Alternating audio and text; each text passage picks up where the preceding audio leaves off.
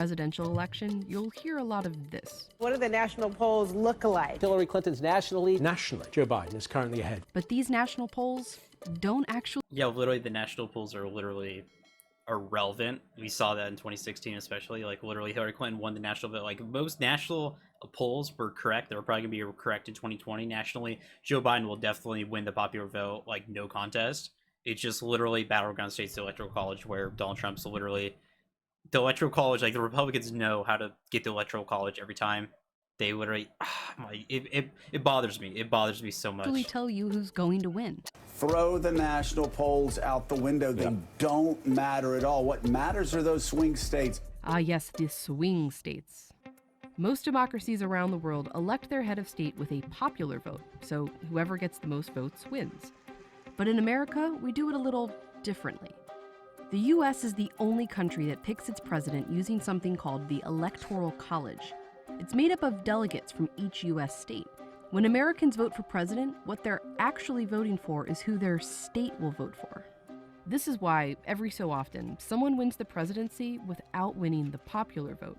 That's happened twice in just the past 20 years. Ever so often, and it feels like it's starting to happen more often than not. That's what it's starting to feel like.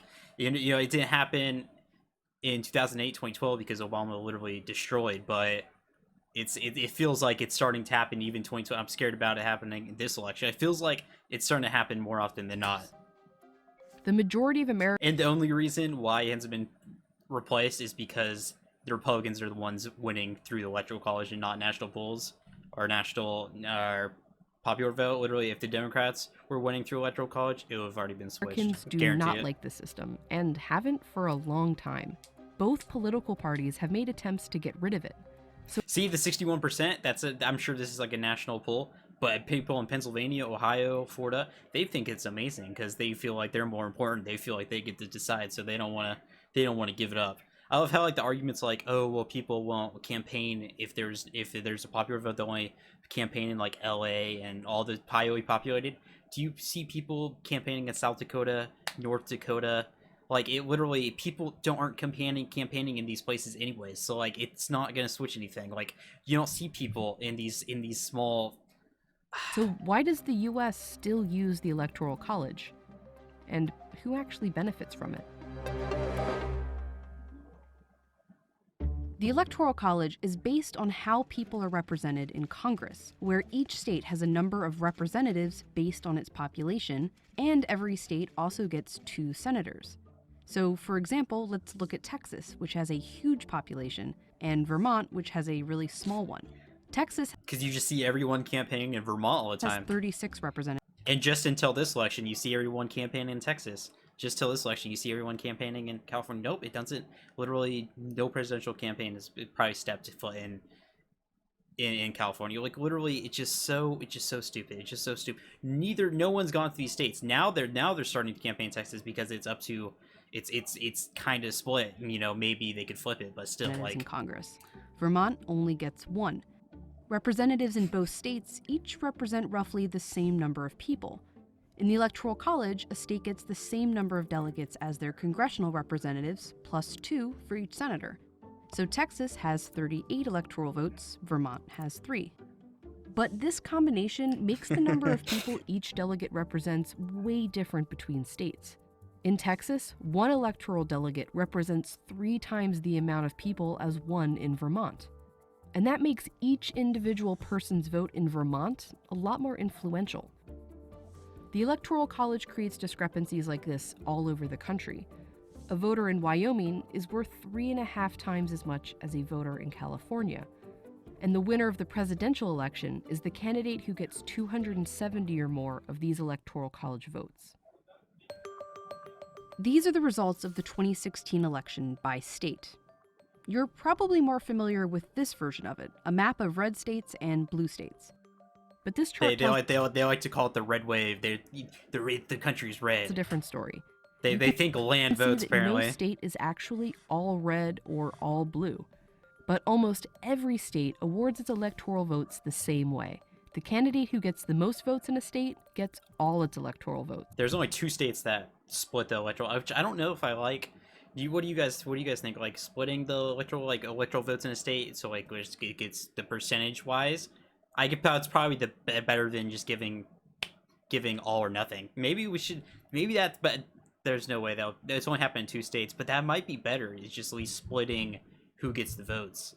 That might be actually better. If they win the state by 1%, they win 100% of the electoral votes. See, it might be better if you get like a split. More than 4 million people voted for Donald Trump in California. In fact, more people voted for him there than in any other state except for 2. But it didn't matter. Hillary Clinton got more votes there, so she got all 55 of its electoral votes. Clinton never even campaigned in California. Polling showed she exactly, literally. Trump only visited Texas once. Literally. He basically had that state's electoral votes locked. But they both visited Florida 35 or more times. That's because Florida is usually a swing state. Polls show that the vote there could swing. Literally, people, they are like, oh, the Electoral College, so they have to campaign everywhere. They literally only campaign in like 8 states anyways. Like literally 40 of the states they literally don't even like go to. Maybe they'll go to one time. Like it's literally the dumbest argument. One party or another nearly every election. Trump only won it in 2016 by 100,000 votes, out of more than 9 million. And 100,000 of those votes probably got suppressed, so. Swing states have changed over time thanks to shifting demographics and political views. And it's states like these where presidential candidates spend most of their time campaigning. It also means these states have way more influence over the election than these ones. A study found that voters in Michigan had 51 times the amount of influence on the 2016 election as someone from a state like Utah. Voters in states like California or Missouri mattered very little. Swing states are where the election actually takes place. They get the attention and the influence, and they only exist because of the Electoral College. It doesn't seem very fair, but the Electoral College has always shifted power away from some people and towards others. It was how it was designed. Back when there were just a few states, not 50. I'm pretty sure, I think they'll go into it, but I'm pretty sure they did it like indirect because they didn't think people were smart enough to elect a president. They I'm pretty had to get all the states to agree on the Constitution. One problem. The northern states, which were largely anti-slavery, wanted only free people to count in the population towards electoral votes, which they had more of. The pro-slavery southern states were worried that they would be constantly... See, my understanding of it was that they wanted, like, indirect because they didn't feel like people were smart enough to...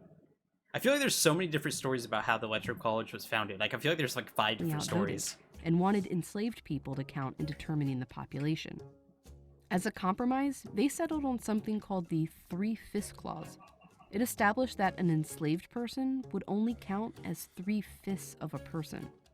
In 1800, Pennsylvania, a northern state, and Virginia, a southern one, had about the same number of free people living there. But Virginia was also home to hundreds of thousands of enslaved people who had no freedom, let alone a vote, and ended up with more votes in the Electoral College than Pennsylvania. That year, those extra electoral votes gave the candidate from Virginia just enough to win.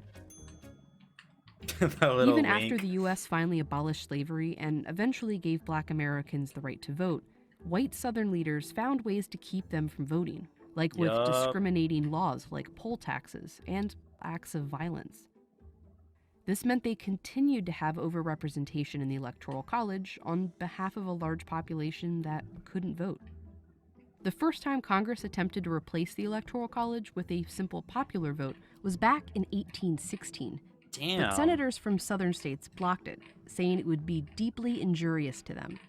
In 1969, Congress came even closer. Replacing the Electoral College had support in both parties, and even passed the House. But it was blocked again by southern senators. Of A course senator it was. from Alabama wrote, "The Electoral College is one of the South's few remaining political safeguards. Let's keep it." Why change a system that... Bro, the people in the South really, like, still, like, feel like it's, like, a separate, like, we're in, like, 2 separate countries. Like, they feel like, they're, like, they want it to be 2 separate countries. Like, they don't even, like, they still wave the Confederate flag and everything. Like, they don't even use the American flag. Like, it's just, like, it's, like, in their mind, it's, like, totally different still. Like, it's so weird to me. Like, dude, like...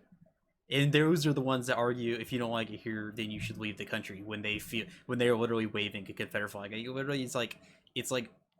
Oh, dude, it's just so, it's mind-boggling. Still was benefiting white Southerners. Today, the states that the Electoral College benefits have changed, but it's still making some voters more powerful than others.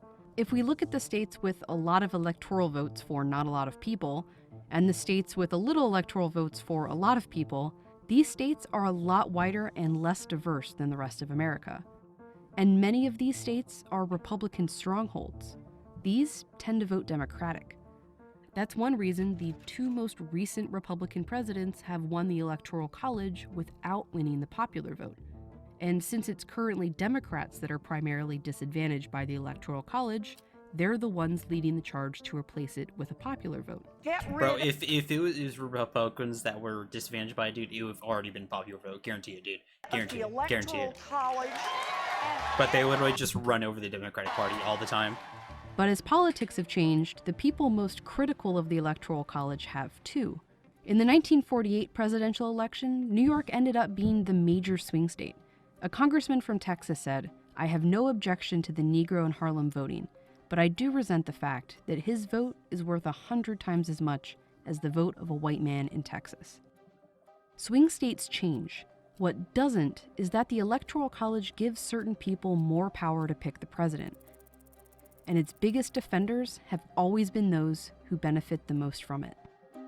Yup, where literally popular vote, everyone gets one vote. Like, it's literally, it's as equal as you can do it. Like, I understand, like, more...